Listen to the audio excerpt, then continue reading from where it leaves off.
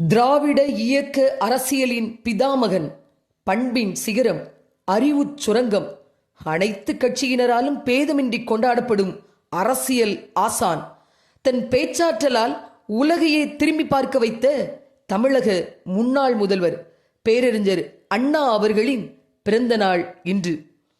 கால் நூற்றாண்டு காலம் பெரியாருடன் சமூக பணியாற்றிய அண்ணா அவர்கள் தன்னுடைய ஆழ்ந்த புலமையாலும் அரசியல் அனுபவத்தாலும் தன் வசிய குரலால் கவரும் எழுத்தால் தமிழகத்தில் எண்ணற்ற தம்பிகளை உருவாக்கியவர். கடமை, கண்ணியம், கட்டுப்பாடு என்று பேசியவர். அதை தன் வாழ்நாளின் கடைசி வரை கடைபிடித்தவர்.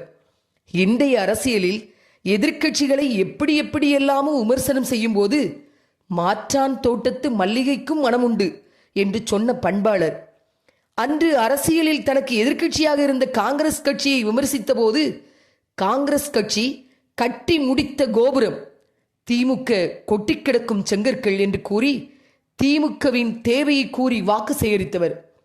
மதராஸ் மாநிலம் என்றிருந்த சென்னை மாகாணத்தை தமிழ்நாடு என்று பெயர் மாற்றி தமிழக வரலாற்றில் நீங்காத இடம் பெற்றவர்.